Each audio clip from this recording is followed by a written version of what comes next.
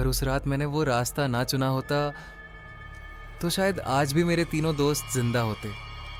लेकिन कुछ रास्ते ऐसे होते हैं जहाँ इंसान अपनी मर्जी से नहीं जाता, उसे बुलाया जाता है। और उस रात हमें भी बुलाया गया था। अगर आपको डरावनी और सच्ची घटना पर आधारित हॉरर स्टोरीज पसंद है तो अभी चैनल डेड सिग्नल को सब्सक्राइब कर लीजिए, क्योंकि यहाँ सुनाई जाने वाली हर कहानी अंधेरे में छिपे उस डर से जुड़ी होती है जिसे लोग सिर्फ कल्पना समझते हैं। रात के लगभग 1:40 बजे थे। हम 4 दोस्त हिमाचल की पहाड़ियों से दिल्ली लौट रहे थे। मैं, रोहन, साहिल और निखिल। हम लोग 3 दिन की कैंपिंग ट्रिप खत्म करके वापस आ रहे थे। शुरुआत में सब कुछ बिल्कुल सामान्य था। कार में तेज म्यूजिक चल रहा था, हम हंस रहे थे, मजाक कर रहे थे। लेकिन धीरे धीरे मौसम बदलने लगा। बारिश शुरू हो गई। पहाड़ों के बीच धुंध इतनी बढ़ गई कि सामने मुश्किल से कुछ दिखाई दे रहा था। सड़क पूरी तरह सुनसान थी। कई किलोमीटर से हमें एक भी गाड़ी नहीं दिखी थी। तभी अचानक जीपीएस ने काम करना बंद कर दिया। स्क्रीन पूरी ब्लैक हो गई। निखिल ने अपना फ़ोन देखकर कहा, भाई मेरे फ़ोन में भी कोई सिग्नल नहीं है। रोहन हंसते हुए बोला, हमें जंगल में आ जाएगा। लेकिन पता नहीं क्यों उस समय मेरे दिल में अजीब बेचैनी होने लगी थी। ऐसा लग रहा था जैसे कोई हमें लगातार देख रहा हो। बारिश लगातार तेज होती जा रही थी। वाइपर पूरी स्पीड पर चल रहे थे, फिर भी सामने साफ नहीं दिख रहा था। तभी सड़क के बीचों बीच मुझे कोई खड़ा दिखाई दिया। मैंने तुरंत ब्रेक मारा। कार फिसलती हुई कुछ फीट आगे जाकर रुकी। हम सब डर कर सामने देखने लगे। एक आदमी सड़क के बीच खड़ा था, लंबा, बहुत दुबला, और उसने काला रेनकोट पहन रखा था। लेकिन सबसे डरावनी बात, उसका चेहरा दिखाई नहीं दे रहा था। पूरा चेहरा अंधेरे में था। कुछ सेकंड तक वो बिल्कुल बिना हिले खड़ा रहा। फिर उसने धीरे धीरे अपना हाथ उठाया और जंगल की तरफ इशारा किया। साहिल चिढ़कर बोला, ये पागल कौन है भाई? मैंने हॉर्न बजाया, लेकिन वो हिला तक नहीं। तभी अचानक कार अपने आप बंद हो गई। हेडलाइट्स टिमटिमाने लगीं और उसी पल हमने पहली बार वो आवाज़ें सुनी। जंगल के अंदर से किसी औरत के रोने की आवाज़, धीमी, बहुत दर्द भरी, जैसे कोई मदद मांग रहा हो। रोहन धीरे से बोला, भाई ये जगह ठीक नहीं लग रही। अब मेरे हाथ भी कांपने लगे थे।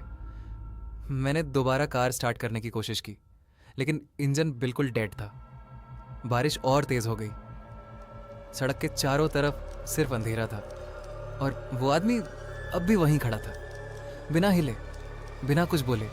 फिर अचानक उसने धीरे धीरे अपना सिर ऊपर उठाया और इस बार हेडलाइट उसकी आंखों पर पड़ी। मेरी सांस रुक गई। उसकी आंखें पूरी सफ़ेद थीं, एकदम सफ़ेद, उनमें पुतलियां ही नहीं थीं।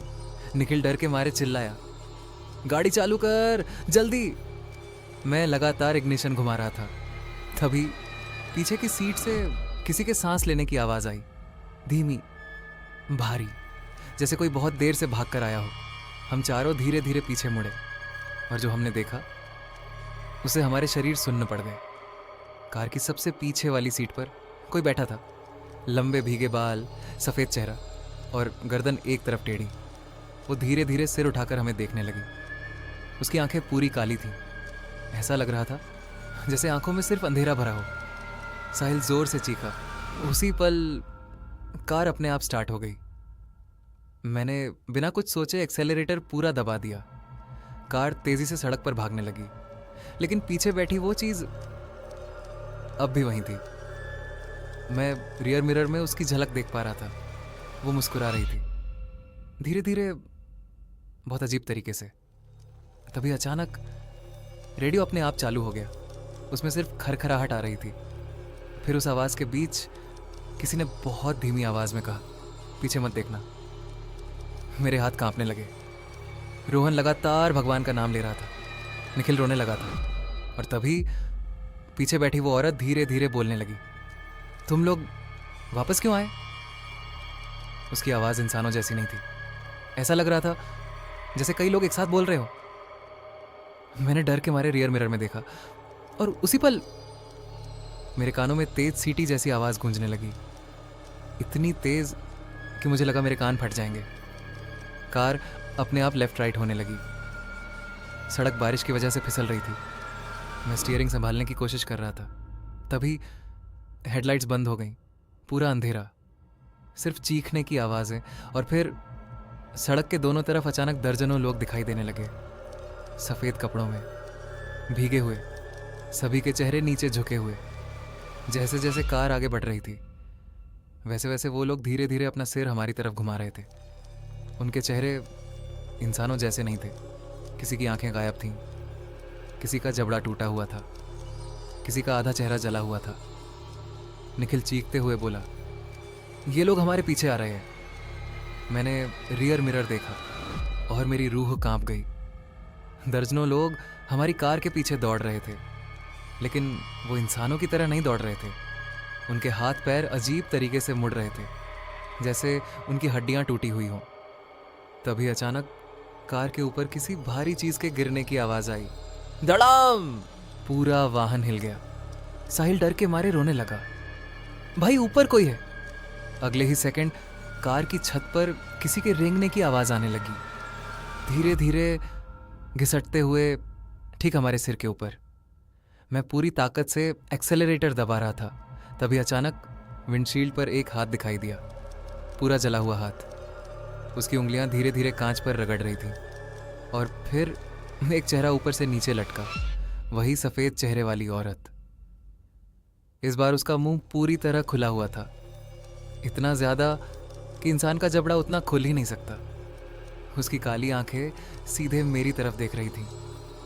रोहन जोर से चिल्लाया, गाड़ी रोको मत। लेकिन तभी सड़क के बीचों बीच वही काला रेनकोट वाला आदमी फिर दिखाई दिया। इस बार वो मुस्कुरा रहा था, और उसकी मुस्कान इंसानी नहीं थी, बहुत लंबी, बहुत ज़्यादा बड़ी। उसने धीरे धीरे अपना हाथ उठाया और हमारी कार की तरफ इशारा किया। उसी पल कार हवा में उछली और सीधे सड़क से नीचे खाई में गिर गई। उसके बाद सब कुछ अंधेरा हो गया, लेकिन कहानी यहीं खत्म नहीं हुई। जब मेरी आंख खुली, मैं अस्पताल में नहीं था। मैं फिर से उसी सड़क पर खड़ा था। बारिश अब भी हो रही थी, चारों तरफ अंधेरा था, और सबसे डरावनी बात, सड़क पर हमारी टूटी हुई कार अभी भी पड़ी थी। मैंने घबरा कर इधर उधर देखा। रोहन, साहिल और निखिल कहीं नहीं थे। तभी पीछे से किसी ने बहुत धीमी आवाज़ में कहा, तुम बच गए। मैंने पीछे मुड़कर देखा और मेरी चीख निकल गई। रोहन मेरे पीछे खड़ा था, लेकिन उसका आधा चेहरा कुचला हुआ था, उसकी आंखें बाहर निकली हुई थीं और उसकी गर्दन उल्टी दिशा में मुड़ी हुई थी। वो मुझे देखकर मुस्कुरा रहा था। मैं डर के मारे पीछे हटने लगा। तभी दूसरी तरफ से साहिल दिखाई दिया। उसका पूरा शरीर खून से भरा हुआ था। वो रोते हुए बोला, हमें यहाँ नहीं आना चाहिए था। मैं ज़ोर ज़ोर से चिल्लाने लगा, ये सपना है, ये सपना है।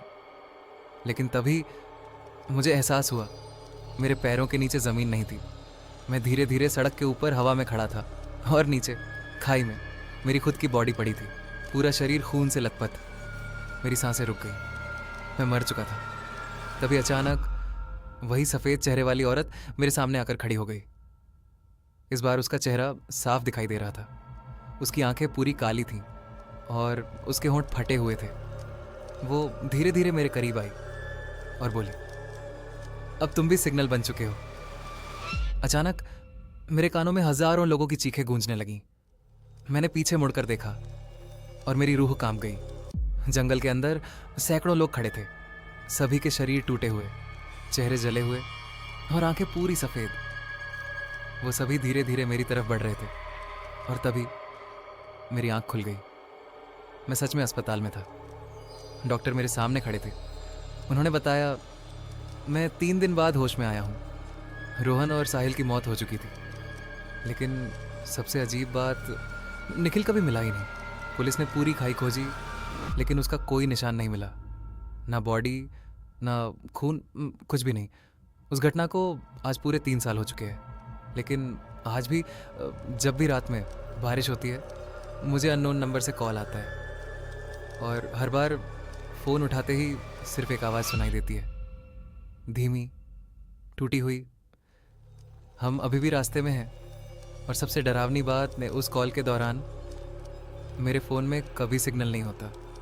अगर आपको ऐसी और डरावनी और सच्ची घटना पर आधारित हॉरर स्टोरीज पसंद है तो चैनल डेड सिग्नल को अभी सब्सक्राइब करें, क्योंकि अगली कहानी शायद आपको रात भर सोने ना दे।